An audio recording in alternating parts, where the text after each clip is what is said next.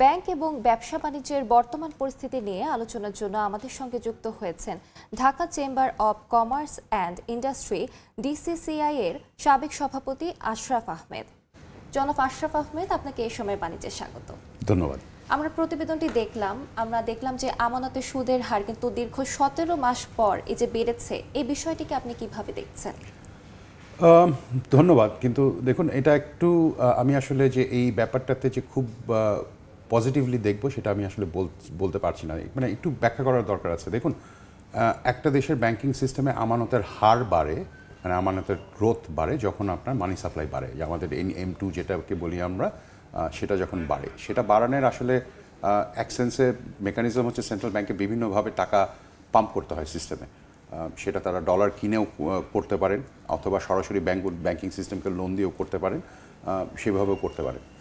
আপনি যদি উল্টো দিকে জিনিসটা চিন্তা করেন, যে এভারেজ ইন্টারেস্ট রেট বাড়ার কারণটা কিন্তু হচ্ছে সাম অফ দ্য উইকার ব্যাংকস, তারা কিন্তু খুব অ্যাগ্রেসিভলি ইন্টারেস্ট কালেক্ট করতে চাচ্ছেন, যার ফলে অন্যান্য ব্যাংক যারা ধরেন যে ভালো ব্যাংক যারা, তাদেরকেও আসলে ইন্টারেস্ট রেট বাড়াতে হচ্ছে।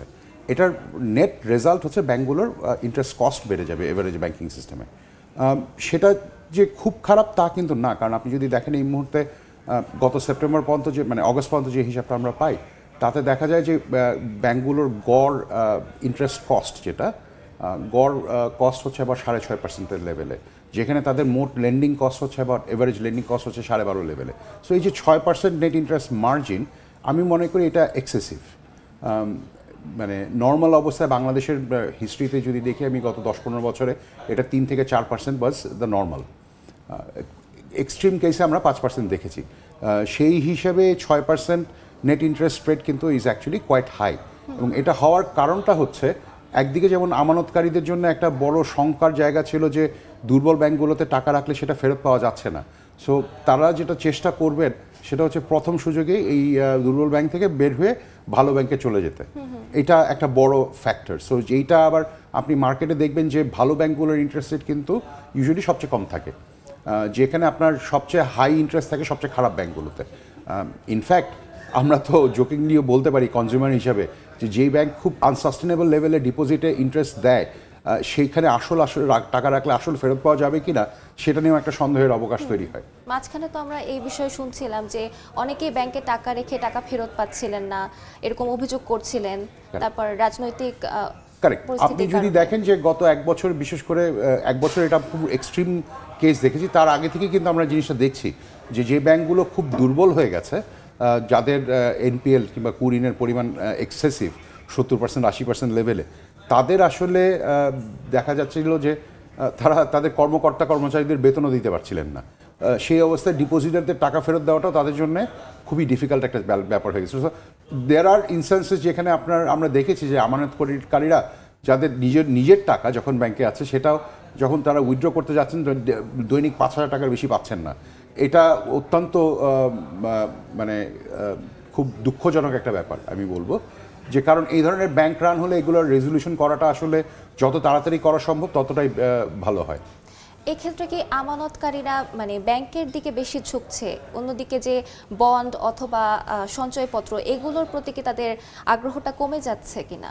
গত কয়েক বছরে যেটা হয়েছে যে সঞ্চয়পত্র বিভিন্ন ধরনের রেস্ট্রিকশনের কারণে সঞ্চয়পত্রের আপনার নিউ সাবস্ক্রিপশন খুব ড্রাস্টিক্যালি কমে এসেছিল। আমরা দেখেছি যে এটা বোধহয় 2022-23 থেকে যদি আমি বেঞ্চমার্ক করি, প্রায় 1/3 কিংবা হাফ লেভেলে নেমে এসেছিল সঞ্চয়পত্রের পরিমাণ। সঞ্চয়পত্র কিন্তু এখন আসলে বাজার ভিত্তিক না করলে এটা হবে একটা মার্কেটে ডিস্টরশন ক্রিয়েট করে। সো কিছু রেস্ট্রিকশন সঞ্চয়পত্র এখনও আছে। আবার অন্যদিকে যদি আপনি বন্ড মার্কেটের কথা চিন্তা করেন, যে ট্রেজারি বিল কিংবা অন্যান্য যে কর্পোরেট বন্ডস কিংবা ব্যাংক বন্ডস আছে, এগুলো আসলে সাধারণ মানুষের পক্ষে অ্যাক্সেস করাটা খুবই চ্যালেঞ্জিং, কারণ এগুলো মেজরিটি আপনার কর্পোরেট মানে স্টক মার্কেটেও যেমন পাওয়া যায় না, আবার তেমনি সেন্ট্রাল ব্যাংকে যে ট্রেজারি বিল, এটা কেনাটাও আসলে একটা বড় ধরনের চ্যালেঞ্জ, বিশেষ করে ক্ষুদ্র আমানতকারীদের জন্য। এইসব অসুবিধাগুলোর জন্যই তো ব্যাংকের দিকে এখন বেশি ঝুঁকছেন গ্রাহকরা। আমি মনে করি এটা এখনো হয়নি, কিন্তু যেটা হয় যে মানুষ ব্যাংকে টাকা রাখে যখন আসলে অন্য কোনো অপশন নেই। মানে ইনভেস্টমেন্টের জন্য আপনি যেমন যদি এই মুহূর্তে দেখেন যে অন্যান্য যে অ্যাসেট ক্লাসেস, যে সেটা জমি বলি কিংবা আমাদের রিয়েল এস্টেট বলি কিংবা অন্যান্য যে ইকুইটিস বলি, কোনো মার্কেটেই কিন্তু আসলে এই মুহূর্তে খুব একটা স্টেবল অবস্থায় নেই। ফলে আমানতকারীরা যেভাবে বলি যে যা মানুষের যা আয় হচ্ছে তার পুরোটাই কিন্তু আসলে ব্যাংকিং সিস্টেমে থেকে যাচ্ছে, কারণ এটার বাইরে যে ইনভেস্টমেন্টের অপশনগুলো সেটা খুব বেশি চালু হচ্ছে না। আবার এখানে আরেকটা ইন্টারেস্টিং জিনিস আছে, দেখুন যে রিয়েল এস্টেটে যদি ইনভেস্ট করেন আপনি যার কাছ থেকে কিনছেন তিনিও কিন্তু আসলে ব্যাংকিং সিস্টেমেই টাকাটা জমা দিচ্ছেন। ফলে যেটা হচ্ছে যে সিস্টেমে মানি সার্কুলেশন বাড়লে কিন্তু অন্য অ্যাসেট ক্লাসে বাড়ুক বা না বাড়ুক ব্যাংকিং সিস্টেমে কিন্তু ডিপোজিট বাড়বেই। এক্ষেত্রে কি যারা ব্যবসায়ীরা আছেন তারা কি সুযোগ সুবিধা ভোগ করছেন কিনা আপনি কি মনে করেন, বা সহজ শর্তে তারা ঋণ পাচ্ছেন কিনা? সহজ শর্তে তো ঋণ পাওয়া যাচ্ছেই না। আপনি যদি অন্য দিক থেকে জিনিসটা বলি আপনাকে আমি, যে আমাদের যে এনপিএল যে 5 লক্ষ কোটি টাকার উপরে বেড়ে গেছে, এটার একটা বড় অংশ এসছে সাধারণ ব্যবসায়ীরা কিন্তু তারা যে ঋণগুলো নিয়েছিলেন, বিশেষ করে চলতি ঋণ, ওয়ার্কিং ক্যাপিটালের জন্য যে ঋণগুলো নিয়েছিলেন সেটা ফেরত দিতে হিমশিম খাচ্ছে। এটার কারণটা একটু ব্যাখ্যা করা দরকার আছে। আপনি যদি পুরো বাংলাদেশের প্রাইভেট সেক্টরকে যদি একটা ব্যালেন্স শিট একটা কোম্পানি হিসেবে চিন্তা করেন, আপনি দেখবেন যে ওখানে সেলস স্ট্যাগনেট করে গেছে, সেলস খুব কম মাত্রায় বাড়ছে, ভলিউম ড্রাস্টিক্যালি কমে গেছে, কিছু কিছু ইন্ডাস্ট্রিতে এটা 25-30% লেভেলেও কমে গেছে। আবার অপারেটিং কস্টের মধ্যে energy cost, salaries, import cost সমস্ত কিছুই সিগনিফিকেন্টলি বেড়েছে। আচ্ছা, এর ফলে যেটা হয়েছে যে অপারেটিং মার্জিন খুব সাবস্ট্যান্সিয়ালি কমে গেছে, এবং তার উপরে যখন ইন্টারেস্ট রেটটা আপনার যখন 15% লেভেলে, 12 থেকে 15% লেভেলে চলে গেছে, সেইটার নেট রেজাল্ট হচ্ছে যে আমাদের যে নেট ইনকাম সেটা খুব ড্রাস্টিক্যালি কমে গেছে, প্রায় ক্ষেত্র বিশেষে 15 থেকে 20% লেভেলে কমে গেছে।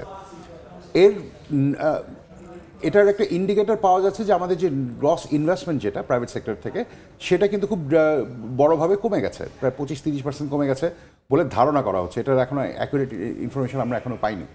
সো এই পরিস্থিতিতে আসলে ব্যবসা বাণিজ্য যদি বলি যে বড় ধরনের চাপের মুখে আছে, এবং যেহেতু গ্রোথ একটা কমে একটা স্ট্যাগনেন্ট লেভেলে চলে এসছে, আমাদের কিন্তু ইকোনমি গত 10-15 বছর আপনার প্রায় 6-8% লেভেলে গ্রো করেছে, সেটা এখন প্রায় 3-4% লেভেলে নেমে আসছে।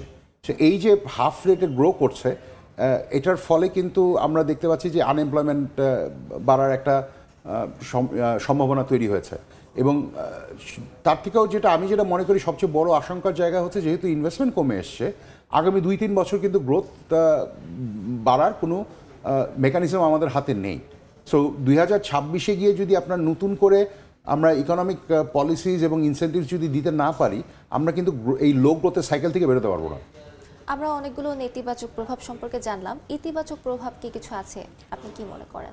ইতিবাচক প্রভাব আসলে এই অবস্থায় যদি আপনি ম্যাক্রো ইকোনমিক কনটেক্সট থেকে চিন্তা করেন, ইতিবাচকের একটা মাত্র ইন্ডিকেটরে আমি বলতে পারবো, সেটা হচ্ছে যে আমাদের কারেন্সি স্ট্যাবিলাইজ করেছে কিছুটা, কারণ আমাদের যে এক্সটার্নাল শক যেটা ছিল, যেটা আমি যেটা বলবো যে আপনি রাশিয়া ইউক্রেন বলি আমরা ঠিকই, বাট এটার সাথে রাশিয়া ইউক্রেনের বিশেষ কোনো সম্পর্ক নেই। সেটা হচ্ছে যে দেখুন 2022 সালের এপ্রিল মাসে যুদ্ধ শুরু হয়, ফেব্রুয়ারি মাসে, এবং এপ্রিল মাসে মোটামুটি পৃথিবীর সবকটা বড় সেন্ট্রাল ব্যাংক ইন্টারেস্ট রেট বাড়ানো শুরু করে, এবং এটার ফলে কিন্তু একটা গ্লোবাল ক্রেডিট কন্ট্রাকশন হয়েছে। আমাদের জন্য কিন্তু এফএক্স ক্রাইসিসের একটা বড় কারণটাই ছিল এই ইন্টারেস্ট রেট বাড়ার ফলে একদিকে যেমন টাকা ডিভ্যালুয়েশন করতে বাধ্য হয়েছি আমরা, কারণ ডলারের দাম বেড়ে গেছে গ্লোবালি। সেকেন্ড জিনিস হচ্ছে আমাদের যে ক্রেডিট ফ্লো ছিল, ওয়ার্কিং ক্যাপিটাল হিসেবে আমরা বিভিন্ন ব্যাংকের অ্যাকসেপ্টেন্স ডিসকাউন্ট করে যেই ফান্ডিংটা নিতাম, আমরা চলতি ঋণটা নিতাম, সেটা সাপ্লাই ড্রাস্টিক্যালি কমে গেছে। সো এই দুই কম্বিনেশনের এফেক্টটা কিন্তু মোটামুটি 2024 নাগাদ আমাদের পুরোপুরি এসে গেছে, এবং এর ফলে যেটা দেখবেন যে 2024-এর পর থেকে আমাদের রিজার্ভ কিন্তু রিলেটিভলি স্টেবল ছিল। কিন্তু এই stability that came at a significant cost, কারণ আমাদের তো এটা করতে গিয়ে আমাদের যেটা হয়েছে, আমাদের ম্যাসিভলি ইম্পোর্ট কম্প্রেশন করতে হয়েছে। আমাদেরকে যেহেতু টাকা ডিভ্যালু হয়েছে, বড় ধরনের ইনফ্লেশনের ইম্প্যাক্ট পড়েছে আমাদের উপরে। সো এই জিনিসগুলো কিন্তু মোটামুটি এখন স্টেবল হয়েছে। আমাদের রিজার্ভ বহুদিন আপনার 20 বিলিয়নের ঘরে আটকে ছিল, সেটা এখন 31 বিলিয়নের লেভেলে এসছে। আমাদের রিজার্ভের আমাদের কারেন্সি মোটামুটি 120-22 টাকা লেভেলে স্টেবল আছেন অনেক দিন ধরে। যদিও একটা পয়েন্টে বাংলাদেশ ব্যাংকে আসলে ডলার কিনে রেটটাকে সাপোর্ট করতে হয়েছে। আমানতের সুদ হার যেমন বেড়েছে, এক্ষেত্রে তো ঋণের সুদ হারও বেড়েছে, এই বিষয়টিকে আপনি কিভাবে দেখছেন যদি একটু বিস্তারিত বলেন? দেখুন, আমানতের ঋণের সুদ হার বাড়লে সিস্টেমে যেটা হয় সেটা হচ্ছে আপনার ইনভেস্টমেন্ট কমে আসে এবং অনেক ব্যবসায়ী তখন আর ফিজিবল থাকে না। ফলে যেটা হয় যে ইকোনমি কিছুটা হলেও ছোট হওয়ার একটা চাপ তৈরি হয়। আমানতের সুদ বাড়লে স্ট্যান্ডঅ্যালোন খুব একটা যে বড় ডিফারেন্স হয় তা কিন্তু না। ব্যাপারটা এমন না যে বাংলাদেশের ইতিহাসে আমি এটা আমার নিজেরই দেখা যায়, বাংলাদেশের ইতিহাসে ইন্টারেস্ট রেট বাড়লে আপনার যে ব্যাংকের ডিপোজিট অনেক বেশি বাড়বে, ব্যাপারটা কিন্তু তা না। আমাদের যেটা হয় যে বাংলাদেশে আপনার ইনকাম বাড়লে ডিপোজিট বাড়ে, মানি সাপ্লাই বাড়লে ডিপোজিট বাড়ে, এটা একদম ডাইরেক্টলি ইম্প্যাক্টেড হয়। কিন্তু ইন্টারেস্ট রেট বাড়লেই যে আপনার ব্যাংকিং সিস্টেমের ডিপোজিটের রেট খুব বাড়বে, ডিপোজিটের পরিমাণ খুব বাড়বে ইকোনমির তুলনায়, সেটা কিন্তু হয় না। জনাব আশরাফ আহমেদ, আপনাকে অসংখ্য ধন্যবাদ আমাদের সাথে যুক্ত হবার জন্য। ধন্যবাদ আপনাকে। দর্শক, আমরা আলোচনা করছিলাম আশরাফ আহমেদের সঙ্গে।